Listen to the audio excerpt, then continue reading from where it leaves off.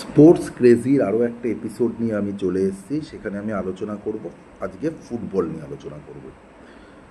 তো যে বিষয়টি নিয়ে আলোচনা করব সেটা হচ্ছে সুপার কাপ, এবং সুপার কাপে মোহনবাগান দলটা নিয়ে আমি আলোচনা করব। দেখো, একটা প্রশ্ন এখানে কিন্তু উঠছে যে সুপার কাপের জন্য মোহনবাগান যে দলটা ঘোষণা করেছে, সেই দলটা বলা হচ্ছে যে তারা পূর্ণ শক্তির দল নিয়ে যাচ্ছে না, তারা সুপার কাপকে গুরুত্ব দিচ্ছে না। কিন্তু বাস্তবিক কি তাই? বাস্তবিক কি মোহনবাগান সুপার কাপকে গুরুত্ব দিচ্ছে না? একটা জিনিস মনে রাখতে হবে যে ভারত থেকে এশীয় পর্যায়ের টুর্নামেন্টে খেলতে গেলে দুটো টুর্নামেন্ট রয়েছে। একটা champions league, AFC champions league tyre 2, আর একটা এএফসি কাপ। এখন এএফসি চ্যাম্পিয়ন্স লিগ খেলতে গেলে তোমাকে আইএসএল শিল্ড চ্যাম্পিয়ন হতে হবে, যেটা মোহনবাগান হয়েছে, এবং সুপার কাপ যেটা রয়েছে এখানে চ্যাম্পিয়ন হলে এএফসি কাপ খেলবে। এখন মোহনবাগান এই টুর্নামেন্টকে গুরুত্ব দিচ্ছে না, বাকি টিমগুলো পূর্ণ শক্তি, এটা কতটা প্রাসঙ্গিক? আগে আমি বলি যে এআইএফএফে বা AIFF, all India football federation, তারা সুপার কাপকে কতটা গুরুত্ব দিচ্ছে। যদি দেখো যে সুপার কাপে গত বছর যে ফরম্যাটে হয়েছিল সেই ফরম্যাট থেকে কিন্তু এবার সুপার কাপ বেরিয়ে এসছে। গতবার গ্রুপ লিগ স্টেজ থেকে হয়েছিল, এবার কিন্তু একদম direct knockout, pre quarter final, quarter final, semifinal এবং তারপর ফাইনাল হবে, এবং 2 সপ্তাহের মধ্যে সুপার কাপটাকে শেষ করে দেওয়া হচ্ছে।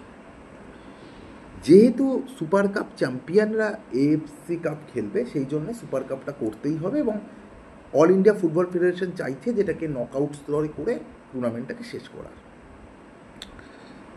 এবং আইএসএল থেকে 13টা টিম ছিল এবং আই লিগ থেকে 3টে টিম ছিল। আই লিগ থেকে অলরেডি চার্চিল ব্রাদার্স নাম প্রত্যাহার করে নিয়েছে, তার মানে এখন 15 দলের হচ্ছে, 13টা আইএসএলের, 2টো আই লিগের, সেখানে ইন্টারকাশি রয়েছে ও গোকুলাম রয়েছে। এবার আছে মোহনবাগানের প্রসঙ্গে।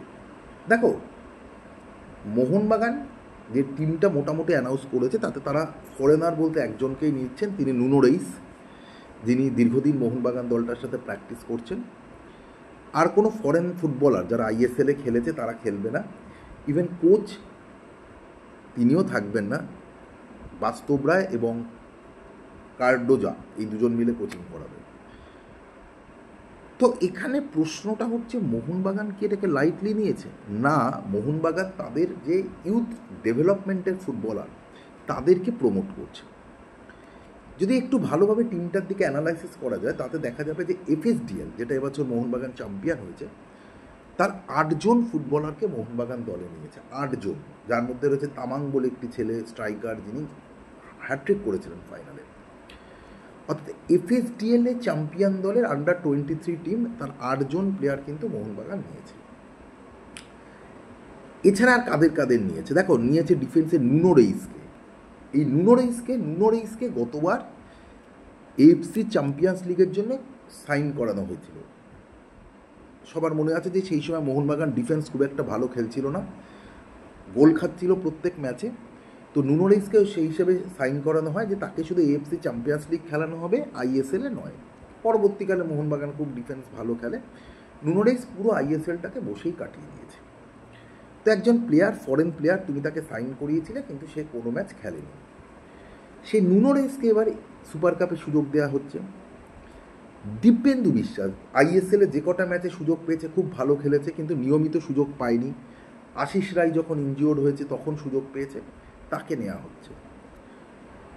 সাহাল আব্দুল সামাদ, আশিক কুরেনি, মোহনবাগান যে আইএসএল চ্যাম্পিয়ন হলো ফাইনালে, তার পেছনে এই দুজনের একটা ভূমিকা রয়েছে।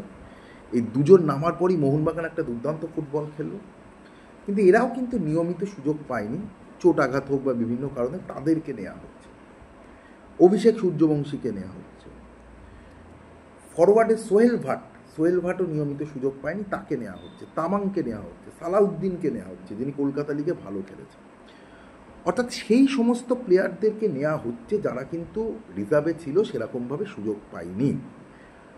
অর্থাৎ আমি আমার সাপ্লাই লাইনটাকে যদি তৈরি করতে পারি, আজকে ধরো এই যে তামাং বলে ছেলেটাকে নেওয়া হচ্ছে, এই ছেলেটা যদি ভালো খেলে, এটা প্রফিট কার হবে? প্রফিট হবে মোহনবাগানের পরবর্তীকালে আইএসএল। বা ইন্ডিয়ান ফুটবলে সোহেল ভাট যদি নিয়মিত ভালো খেলে, সাহাল আব্দুল সামাদ বা আশিক কুরেনি এরা যদি ভালো খেলে, আবার ইন্ডিয়া টিমের জায়গায় আশিক কুরেনি আবার চলে আসতে পারে। সুতরাং এই যে আমার ফুটবলারদের প্রমোট করা, এই যে এফএসডিএলে যারা ভালো খেললো তাদেরকে আমি প্রমোট করছি নেক্সট লেভেলে, সিনিয়র দলে, এই প্রমোটটা আমি করতে পারছি কেন? প্রমোটটা আমি করতে পারছি কারণ আইএসএলের যারা আমার প্রথম দলের প্লেয়ার ছিল তারা নেই বলে। সুতরাং এই যে একটা সাপ্লাই লাইন তৈরি করা, এই সাপ্লাই লাইন, দেখো এই সাপ্লাই লাইনটা নিয়ে তুমি যখন খেলবে তুমি সাকসেস হতেও পারো, তুমি ফেল হতেও পারো। অনেকে এর মধ্যে বলছে যেহেতু মোহনবাগান অলরেডি কোয়ার্টার ফাইনালে উঠে গেছে, কারণ চার্চিল উজ্জ্ব করে নিয়েছে নাম, মোহনবাগানের সাথে চার্চিল ছিল। ইস্টবেঙ্গল যদি কেরাল ব্লাস্টার্সকে হারায় সেক্ষেত্রে ইস্টবেঙ্গল মোহনবাগানের কোয়ার্টার ফাইনাল হবে। অনেকে বলছে সেক্ষেত্রে মোহনবাগান দুর্বল হয়ে যাবে। উল্টো দিক দিয়ে যদি আমি ভাবি যে এইটা একটা বড় সুযোগ হয়ে থাকবে ইউথ ফুটবলারদের কাছে। অনেকে বলবে যে কলকাতা লিগে তো মোহনবাগান ভালো খেলেনি, কিন্তু সেই সময় সিচুয়েশান আর এখনকার সিচুয়েশান কিন্তু অনেক আলাদা। তখন সবে সিজন শুরু হচ্ছে, নতুন কোচ কিন্তু এখন অনেকটা গুছিয়ে নিয়েছে। সুতরাং যদি আমি আমার সাপ্লাই লাইনকে প্রমোট করি এবং এই সাপ্লাই লাইন যদি ভালো ফুটবল খেলে, দেখো এটা নকআউট টুর্নামেন্ট, এখানে কিছুই হতে পারে, কিন্তু যদি তারা ভালো খেলে আখেরে লাভ হবে কিন্তু মোহনবাগানেরই ইন্ডিয়ান ফুটবলের ক্ষেত্রে। অর্থাৎ আমি আমার রিজার্ভ বেঞ্চটাকে আরেকটু তৈরি করে নিতে পারছি। সুতরাং যারা বলছে যে মোহনবাগান টুর্নামেন্টটাকে গুরুত্ব দিচ্ছে না তারা কিন্তু ভুল, কারণ ফরেন প্লেয়ার বা অন্য সিনিয়র প্লেয়ার তারা একটা দীর্ঘ সিজন কাটিয়েছে, তারা রেস্ট নিচ্ছে এবং মোহনবাগানের সেই সাবস্টিটিউট রয়েছে। আজকে মাঝে মাঠে কুরেনি, সামাদ এরা খেলবে। এবং সবচেয়ে কথা আমি আশিক কুরেনির কথা বলি, আশিক কুরেনি মোহনবাগান দলে অনেক সময় ডিফেন্সেও তাকে খেলতে হচ্ছে, কেন মাঝ মাঠে সে জায়গা পায়নি।